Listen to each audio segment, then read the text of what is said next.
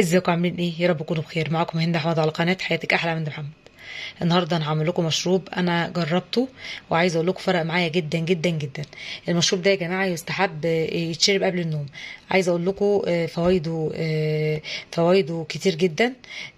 ده غير ان هو هيفرق معاكي وهتلاحظي نتيجته من اول ما تجربيه. عايزه اقول لكم مهدل للمعده، مهدل للقولون، مهدل للاعصاب.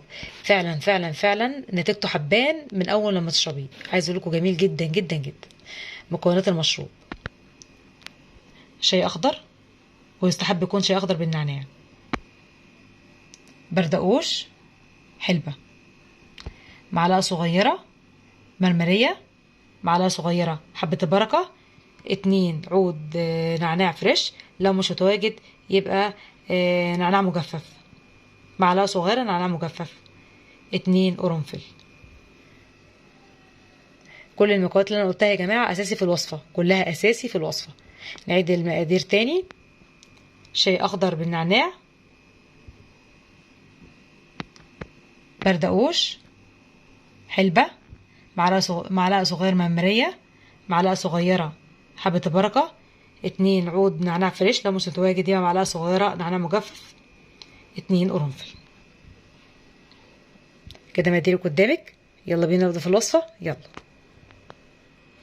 اول حاجه عملتها فضيت الحلبة، تمام، وحطيت 2 عود النعناع، وبعد كده هحط معلقه صغيره مرمريه، معلقه صغيره حبه البركه.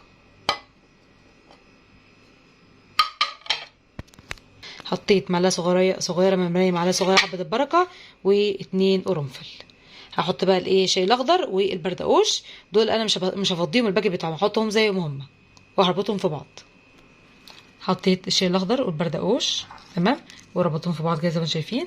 هحط عليهم بقى الميه الميه السخنه. يستحب يا جماعه الكوبايه تكون كبيره.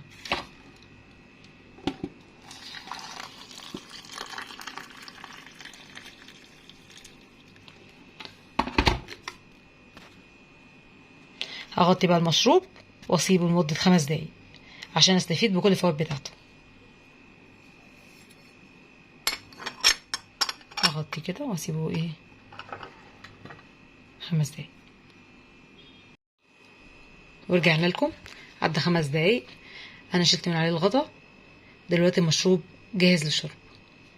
ان شاء الله تجربوا المشروب ده ويعجبكم. عايزه اقول لكم المشروب ده نتيجته حباه من اول ما تشربوه. انا مسميها مشروب السحر. فعلا فعلا مشروب معجزه، جميل جدا جدا جدا ومفيد جدا جدا جدا، وهيفرق معاكم ونتيجته حباه من اول ما تشربوه. ان شاء الله تجربوا المشروب ان شاء الله ويعجبكم. لو عجبك المشروب لايك واشتراك في القناه، ويا ريت تدعموني بالاشتراك. والسلام عليكم ورحمه الله وبركاته.